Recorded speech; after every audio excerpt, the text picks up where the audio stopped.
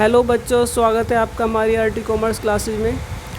हमारा चैप्टर चल रहा है कैश फ्लो स्टेटमेंट और इससे पिछली वीडियो में मैंने आपको बताया था फाइनेंसिंग के बारे में, फाइनेंसिंग एक्टिविटीज़। तो मैं तीनों वीडियो में आपको ऑपरेटिंग, इन्वेस्टिंग और फाइनेंसिंग के बारे में बता चुकी हूँ।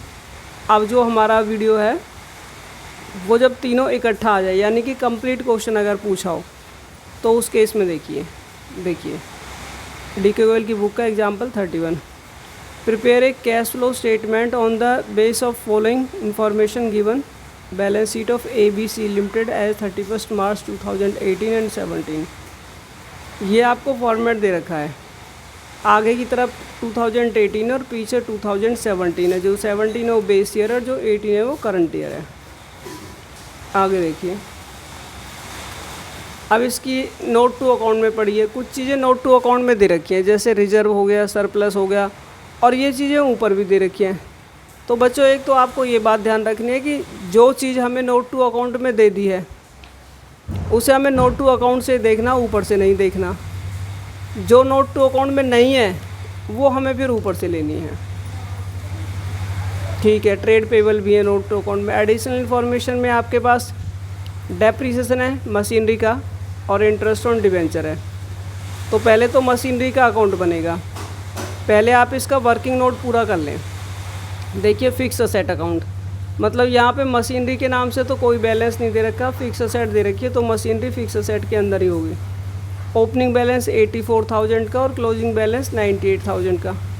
तो जितनी भी असेट होती है उनका ओपनिंग बैलेंस जाता है डेबिट में और क्लोजिंग बैलेंस जाता है क्रेडिट में। To balance brought down 84,000, by balance carried down 98,000। By depreciation के नाम से डेप्रीसिएशन लिखो, बैलेंसिंग फिगर से आगे परचेज, असेट परचेज, जिसे आपने टू बैंक के नाम से लिख दिया। अब देखिए प्रॉफिट, देखो प्रॉफिट सरप्लस के नाम से जो दे रखा है, एक तरफ माइनस का 12,000 है, एक तरफ प्लस का 14,000 है। एक तरफ माइनस और एक तरफ प्लस है, तो दोनों को ऐड करके लिखा जाएगा। ये वाला वर्किंग नोट देखो, नेट प्रॉफिट करंट ईयर का 26,000। रिजर्व 20,000 से 30,000 हो गया, 10,000 रुपये बढ़ा, वो हमने ऐड कर लिया, तो 36,000 का हो गया रिजर्व। ये 36,000 का हो गया प्रॉफिट। अब इसे लिख दो यहाँ, cash flow from operating activity format बनाओ पूरा, और नेट प्रॉफिट बिफोर टैक्स ये 36,000 लिख दिया। अब नॉन कैश आइटम ऐड करिए और नॉन ऑपरेटिंग आइटम। डेप्रीसिएशन कितना था हमारा, 8,000 ऐड करो।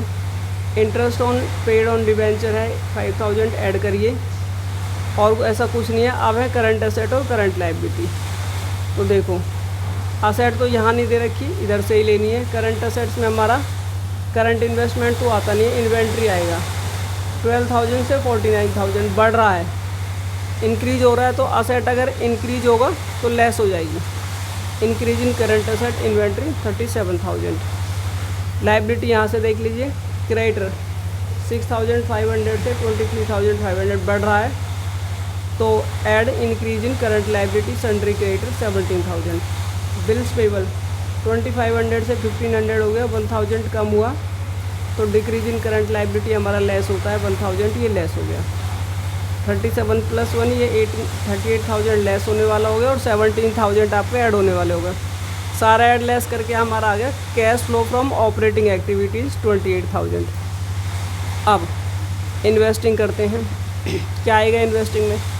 एक तो देखिए परचेज ऑफ असेट 84,000, नहीं 22,000। परचेज ऑफ असेट में purchase of fix asset 22,000 bracket में डाल दीजिए। यहाँ तो ये एक ही था, अंदर से देखो नॉन करंट इन्वेस्टमेंट है हमारी 6,000 से 16,000 हो गई, यानी कि 10,000 आपने परचेज करी होगी, तो वो ब्रैकेट में डाल ली। तो माइनस का ही आया है, तो माइनस का आया तो क्या लिखा जाएगा, cash used in investing activities 32,000। अब आ जाइए फाइनेंसिंग पे। फाइनेंसिंग में क्या आते हैं, लायबिलिटी साइड आती है लॉन्ग टर्म, और इंटरेस्ट वगैरह जो पे करना होता है वो आता है। तो देखो यहाँ पे शेयर कैपिटल 60,000 से 70,000 हो गए, यानी कि 10,000 के शेयर आपने इशू करें तो पैसा आया। Proceed from issue of equity share 10,000। Long term borrowing 50-50, ये तो बराबर, ये तो कुछ नहीं आएगा। एडजस्टमेंट में इंटरेस्ट पेड दे रखा था, वो ब्रैकेट में आ जाएगा। 10 प्लस का 5 माइनस का, तो प्लस का ही आया। Cash flow from financing activity 5000, ये हो गया आपका सी। अब आपके पास ए भी है, बी है और सी भी है, तो लास्ट में हमें क्या करना होता है, ए प्लस बी प्लस सी। तो देखो ए कितना 28,000 माइनस का प्लस का, बी कितना 32,000 माइनस का, और सी 5,000 प्लस का। तो अगर हम प्लस प्लस करें 28 प्लस 5 तो 31,000 हुआ, 33,000 हुआ, और माइनस का है 32,000, तो 33 से 32 माइनस करेंगे तो प्लस का 1,000 बचा। उसके बाद इसमें ऐड करेंगे ओपनिंग कैश और कैश इक्विवेलेंट। ओपनिंग कैश और कैश इक्विवेलेंट में क्या होता है, कैश बैंक और शॉर्ट टर्म इन्वेस्टमेंट।